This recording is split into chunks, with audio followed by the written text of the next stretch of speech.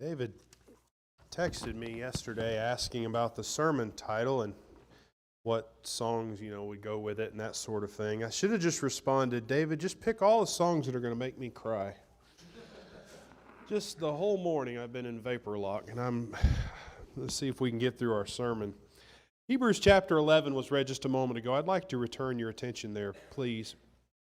We've been talking about the figures toward the end of that chapter. The chapter of the men and women of faith who have give us examples of faith, things that we could imitate ourselves, and how they related to God with those things. And there at the end we have this list that really sort of highlights, you might say, in the biblical history, the book of Judges onward, right? You've got Barak and Gideon and Jephthah, and it goes through verse 32 describing David and Samuel and the prophets, which really is just a big summary of the rest of the Old Testament. And then it describes the sorts of things that they did. Conquering kingdoms and stopping the mouths of lions, according to the faith of Daniel. We know his story from Daniel chapter 6. The very last of these, in the beginning of verse 35, the verse division in 35 is in a bad place, but there at the end, the very last of those things that are done, we would say that are positive of faith, is that women received back their dead by resurrection. Well, the original plan was to go through Gideon and Barak and Samson as we have done, and then I wanted to include a lesson of a faithful woman in the Scripture from this section, and highlighting specifically the women receiving back their dead by resurrection. And I thought, oh goody, I've got a wonderful passage for that. It's John chapter 11, and it's Lazarus and Mary and Martha, and she receives back Lazarus from the dead. And I got to looking closer, and I thought, well, I don't think that's the person the Hebrew writer's talking about. While true, who is the Hebrew writer talking about there in verse 35, once I figure out what I just did?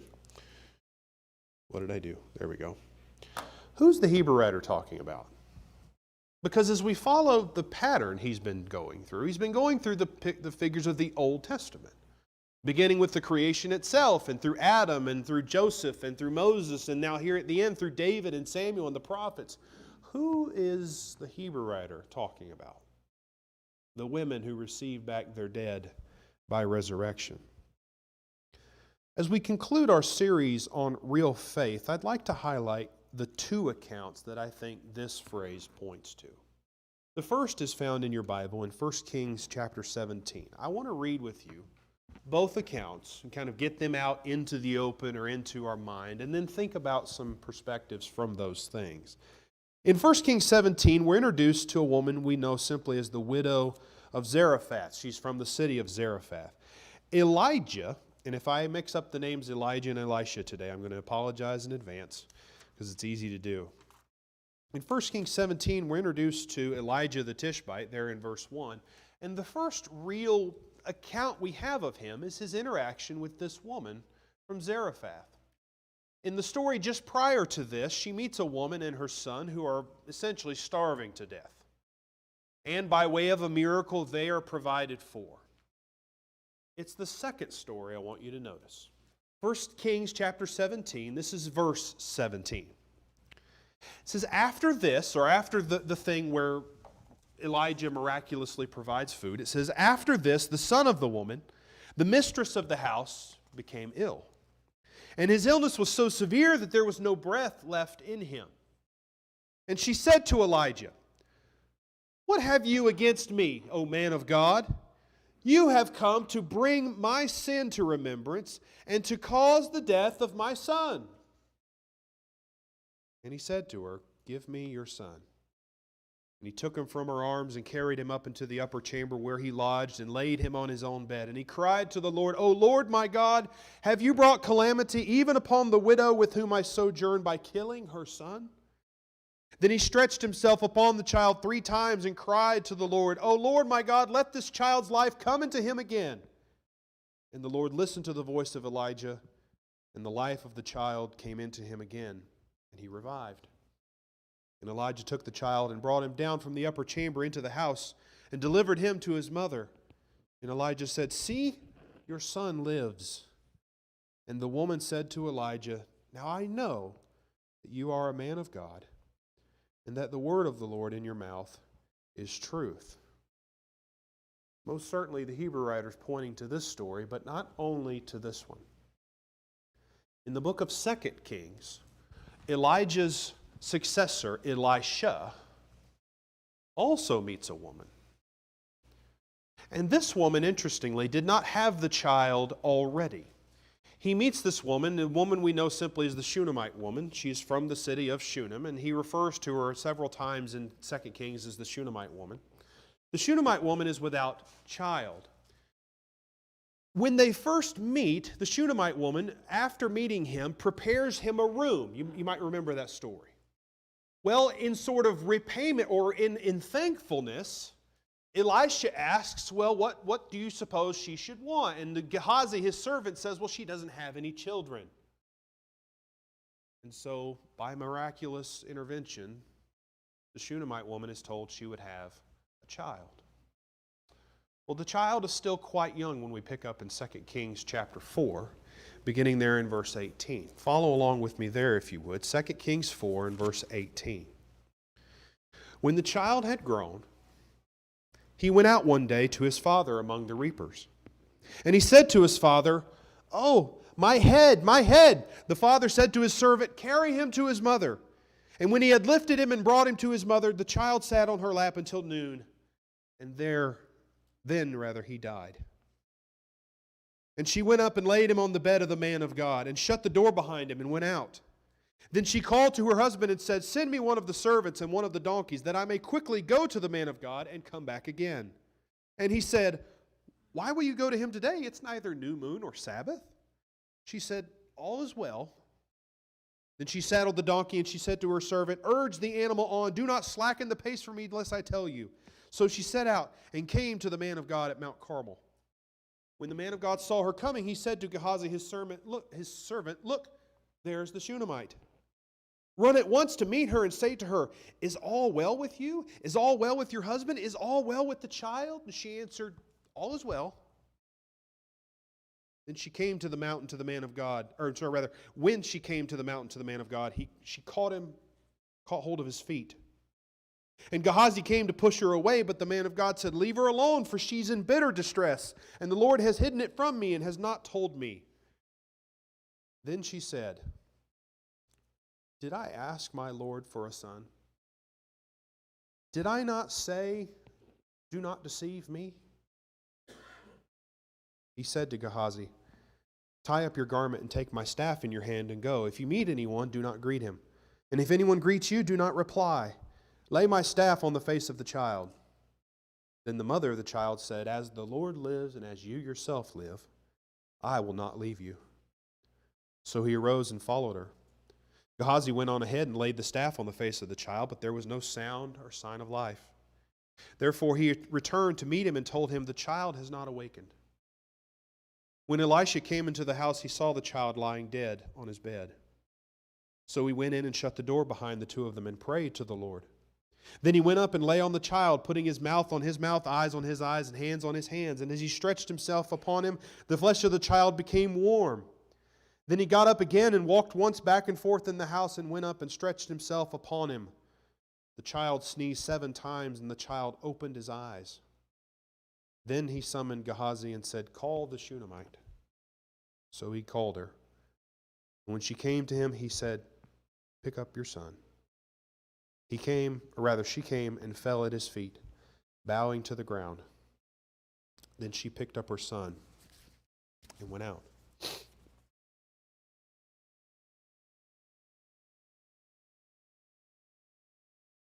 These two women serve as examples to us of what to do when your faith is under the most strained situation you can imagine. What situation could be more torturous, more filled with more anguish than losing your child? And yet, I believe it's these two women that the Hebrew writer refers to as examples of faith for us. And so that's what I want to spend our time looking at. These two women and how their faith is exemplary for us. First of all, you might have noticed as we read both accounts that both of the women speak in a way that wouldn't exactly be considered gentle or demure or polite.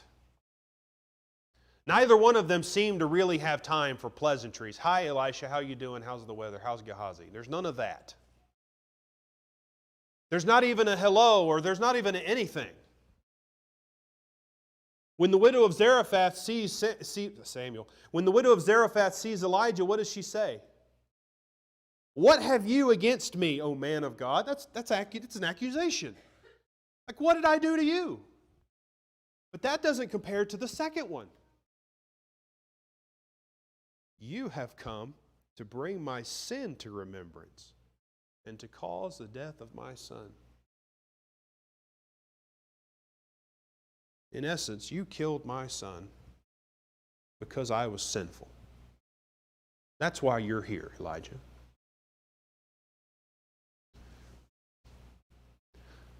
The Shunammite woman's response, while on the face seems a bit nicer, we have to remember something. When she is promised the child in the first place, in 2 Kings chapter 4, she is told in 2 Kings 4:16, at this season, about this time next year, you'll embrace a son. And she said, no, my Lord, O man of God, do not lie to your servant. But the woman conceived, and so on.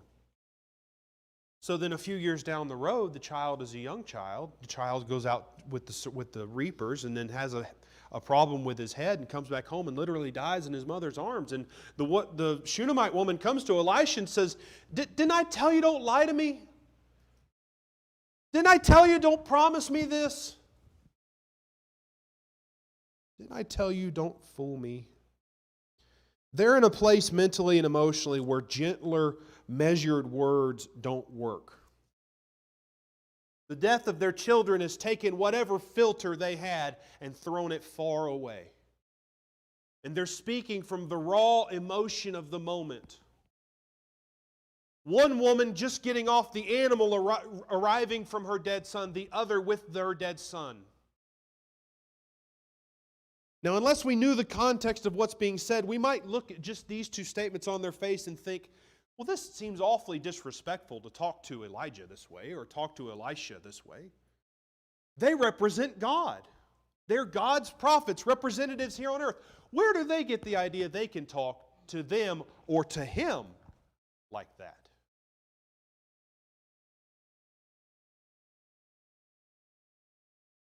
I would never advocate speaking to God in an unholy or insulting or disrespectful way.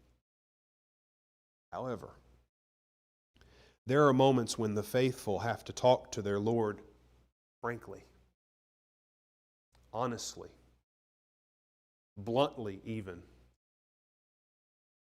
There are moments when you and I are going through things as Christians where we don't have time to be nice. And being anything other than honest to God, is it not a waste of time?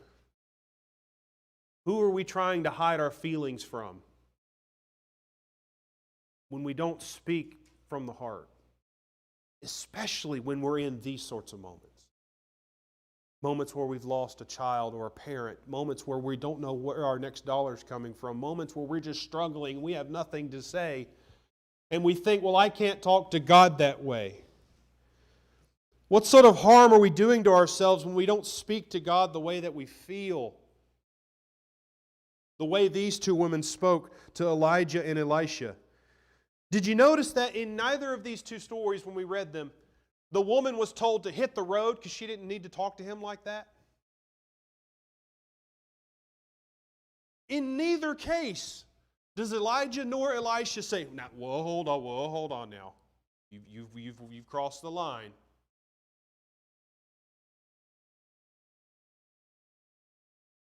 What does this say about the God that we serve? It tells us that we serve a God who's compassionate and patient with us, even when we speak to Him from deep distress. Even when we admit not everything is okay. I was watching a rather regrettable football game yesterday, and one of the people on the sideline had a shirt on that says, "I'm okay not being okay." I'm sure it was in reference to something important. I didn't catch that. But sometimes as God's people, we have to learn to admit that we're not okay. And we need to talk to God in that frame of mind. A frame of mind that's not okay, that's not all put together, well, all those sorts of things. I think about the words of the psalmist. Repeatedly, there are the Psalms of lament, and sometimes you might read a lament psalm and really not know what to do with it because it seems to talk to God in a way that we're uncomfortable. I'll give you an example. This is Psalm 13, and this is rather mild of an example. Psalm 13, verse 1. David, writing a psalm, speaking to God, says this. He says, "How long, O Lord, will you forget me forever?" Now you think God forgot about David? No. David feels like he's been forgotten. You keep reading. "How long will you hide your face from me? How long must I take counsel in my soul and have sorrow in my heart all the day? How long shall my enemy be exalted over me?" He goes on in verse 3, "Consider and answer me, O Lord my God. Light up my eyes, lest I sleep the sleep of death." We can learn as faithful Christians from the two women and from David and from others that there are going to be moments when we need to talk to God honestly. I'm not saying don't ever talk to Him dishonestly, but you understand what I'm saying. We've got to speak to the Lord from the way we're feeling, not maybe from the way we're supposed to feel. Speak to Him from our distress, from our anguish, from our fear. Because we're not fooling Him when we hide those things. Secondly, these two women refused to give up their faith under distress.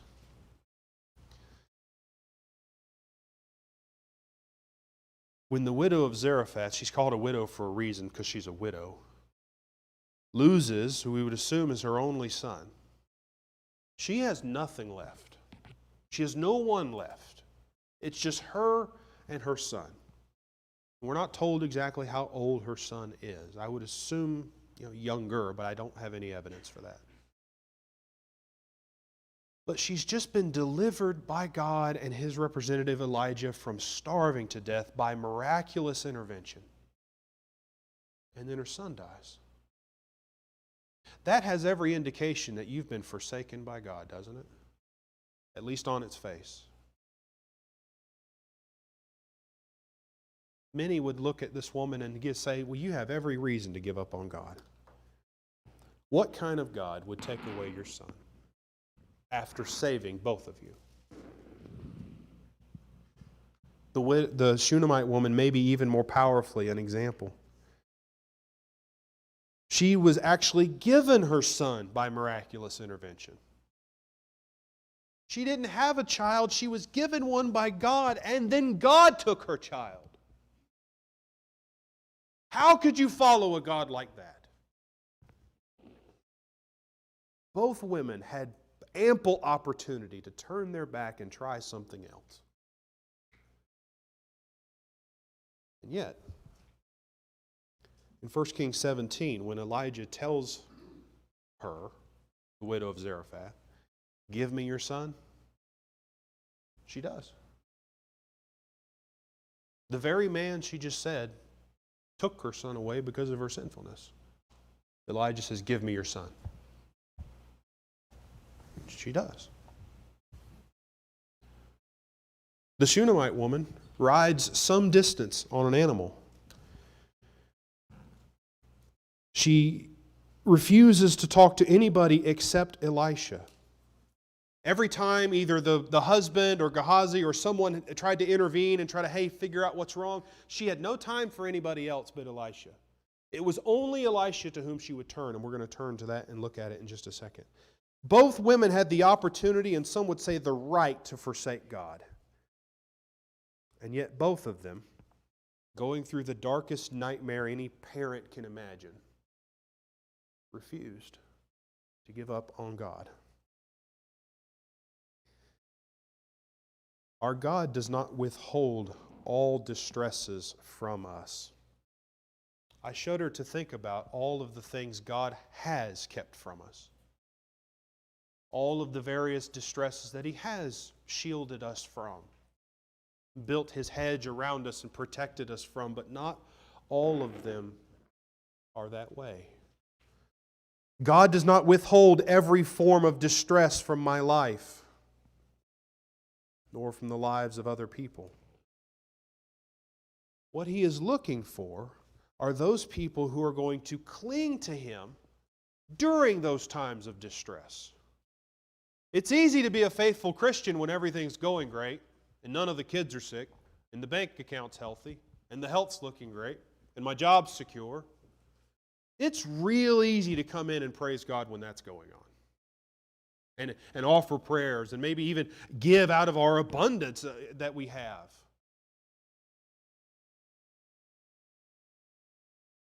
What about, instead of coasting, what about that time when you're hanging on for dear life? Maybe literally, maybe not. What will you do with faith then? Psalm 61. As I was reading this past week, it stood out to me. I very nearly preached only on Psalm 61. I don't know what happened, but there was a moment on Friday where I'm thinking, scrap all this and do Psalm 61. Afterwards, tell me if I made a good choice. Maybe I should have scrapped this. We'll see. Psalm 61, verse 1. It says, "Hear my cry, O God. Listen to my prayer. From the end of the earth I call to you when my heart is faint. Lead me to the rock that is higher than I. For you've been my refuge, a strong tower against the enemy. Let me dwell in your tent forever. Let me take refuge under the shelter of your wings." There is a reason why the psalmist here, David, says his heart is faint. Something's happened to him to make him faint. Maybe multiple things have happened to him to cause him to be faint-hearted. There's a reason why he's looking for a rock that's higher than himself. Where he is isn't high enough yet. There's a reason he calls and says God has been his refuge. It's because he's been protected from something before. And he needs that again, and he needs that in abundance. He wants to dwell in the tent of God and be under the shelter of the wings of God because life isn't great all the time. And faith isn't easily kept every day. There are days where all you're going to be able to do is hold on for dear life.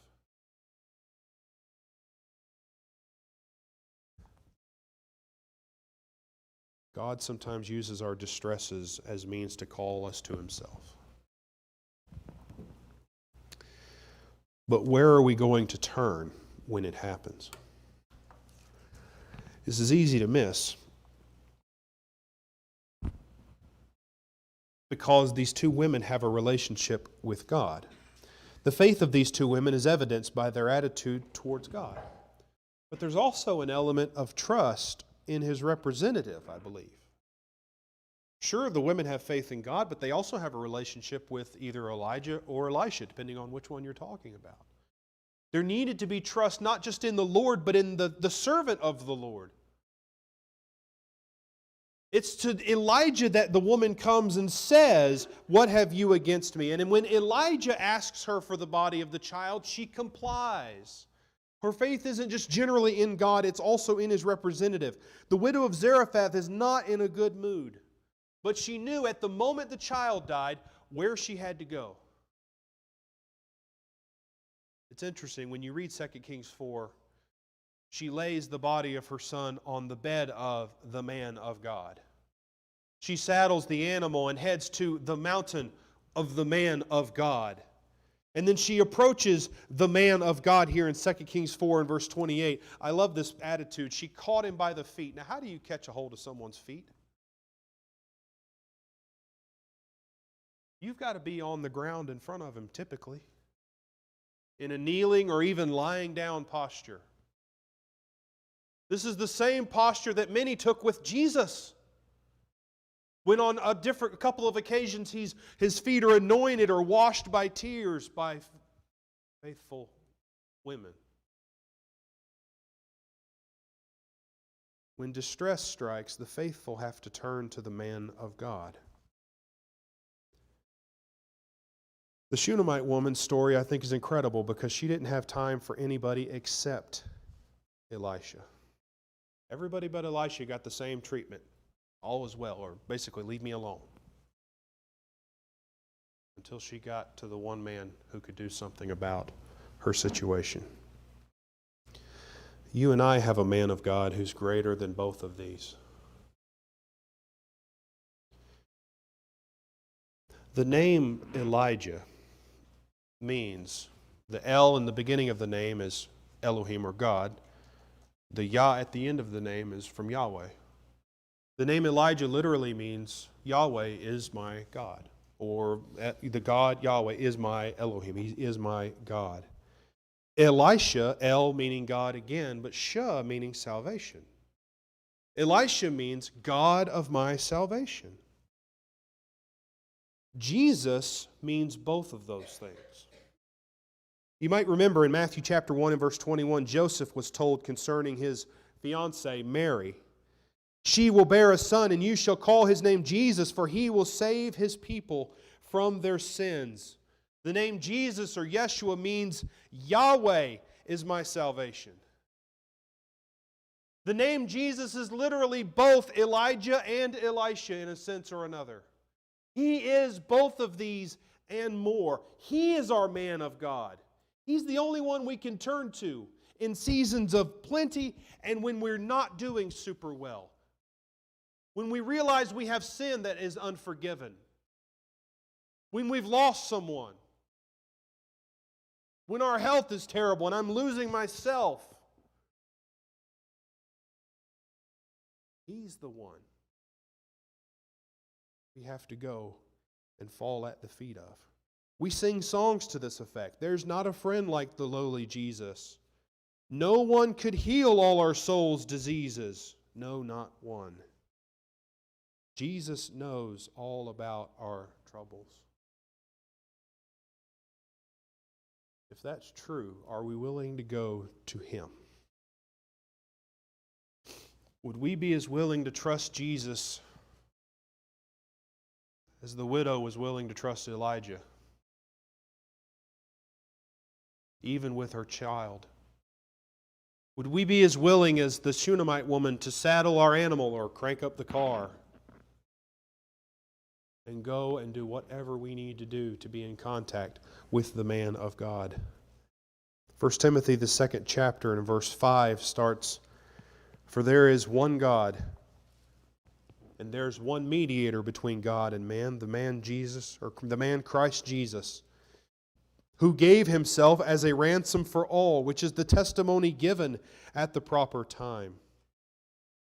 Hebrews the 7th chapter and verse 25 says, consequently, speaking of Jesus, consequently he is able to save to the uttermost those who draw near to God through him, since he always lives to make intercession for them. Our man of God is greater than both Elijah and Elisha combined. It's no coincidence that when Jesus asked his disciples, "Who do men say that I am?" a few people said, "I think he's Elijah." He bore a strong resemblance in the type of person that he was and what he did for folks. I think these three are what we can learn from these two women. We can learn and understand how the faithful can speak unfiltered to their God when they're speaking from their heart. Never from a position of disrespect or that sort of thing, but when it's real We need to be willing to speak to God in a real fashion. Be willing to refuse to give up our faith even when the distresses we're under give us plenty of reason to try maybe a different route.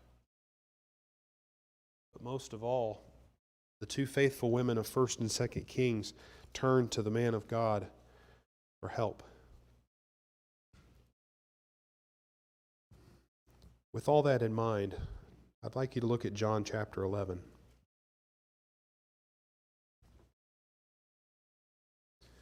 As we read, beginning in John 11 and verse 17, see if you can catch those same three ideas. The idea of the faithful speaking without filter in their distress, the idea of the faithful refusing to give up their faith, and the idea of the faithful coming to the one man who can help them. In John 11 and verse 17 it says, "Now when Jesus came," this is in the middle of the story, "Now when Jesus came, he found that Lazarus had already been in the tomb 4 days. Bethany was near Jerusalem, about 2 miles off, and many of the Jews had come to Martha and Mary to console them concerning their brother. So when Martha heard that Jesus was coming, she went and met him, but Mary remained seated in the house. Martha said to Jesus, 'Lord, if you had been here, my brother would not have died. But even now I know that whatever you ask from God, God will give you.' Jesus said to her, 'Your brother will rise again.' Martha said to him, 'I know that he will rise again in the resurrection on the last day.' Jesus said to her, 'I am the resurrection and the life. Whoever believes in me, though he die, yet shall he live. And everyone who lives and believes in me shall never die. Do you believe this?' She said to him, 'Look, yes, Lord, I believe that you're the Christ, the Son of God, who's coming into the world.' When she said this, she went and called her sister Mary, saying in private, 'The teacher is here and is calling for you.' And when she heard it, she arose quickly and went to him. Now Jesus had not yet come into the village, but was still in the place where Martha had met him. When the Jews who were with her in the house consoling her saw Mary rise quickly and go out, they followed her, supposing that she was going to the tomb to weep there. Now when Mary came to where Jesus was and saw him, she fell at his feet, saying to him, 'Lord, if you had been here, my brother would not have died.' When Jesus saw her weeping and the Jews who came with her also weeping, he was deeply moved in his spirit and greatly troubled. And he said, 'Where have you laid him?' They said to him, 'Lord, come and see.' Jesus wept. So the Jews said, 'See how he loved him.' But some of them said, 'Could not he who have opened the eyes of the blind man also have kept this man from dying?' Then Jesus, deeply moved again, came to the tomb. It was a cave, and a stone lay against it. Jesus said, 'Take away the stone.' Martha, the sister of the dead man, said to him, 'Lord, by this time there will have been an odor, for he's been dead 4 days.' Jesus said to her, 'Did I not tell you that if you believed, you'd see the glory of God?' So they took away the stone. And Jesus lifted his eyes and said, 'Father, I thank you that you've heard me. I knew that you always hear me, but I said this on account of the people standing around, that they may believe that you sent me.' When he had said these things, he cried out with a loud voice, 'Lazarus, come out.' The man who had died came out, his hands and feet bound with linen strips, and his face wrapped with a cloth. Jesus said to them, 'Unbind him and let him go.' Many of the Jews, therefore, who had come with Mary, had seen what he did, believed in him." The question I want to leave you with this morning is simple. Do you believe it? Do you believe that this is the man of God who can solve your sin problem? Mary and Martha believed. Mary seemed the only thing she could say was, "If you were here, he wouldn't be dead." And yet they both got to see their brother Lazarus alive again because they believed the man of God could save them. Do you believe that the man of God can save you today? Do you realize this morning that you are in need of salvation, that your sins have placed you in a separation between you and God, that you are in distress, you have a problem that no one can fix but Jesus? Or are you here this morning and you realize you need to believe in Him again? Maybe your faith has become weak. Maybe you've forsaken your faith in lieu of maybe a better option or what looks like a better option. There is no other option than Jesus. There is no door to the sheepfold, as Ryan talked about. There is no one else. There was no one but Elijah when the widow of Zarephath's son was dead. There was none but Elisha to be found when the Shunammite woman lost her son. There's no one in heaven or earth that can save you other than Jesus Christ. Do you believe this? If you do, and you'd be willing to act on that belief or to return to your faith. None of us are perfect. And neither Mary nor Martha deserved to see their brother again, but they had faith in the one who could do it. And that's all we have. And that's all we call you to this morning. Do you believe this? If you do and you want to respond to that, I'd ask that you come to the front during the song we're about to sing. Let's stand and let's sing. I invite you to come.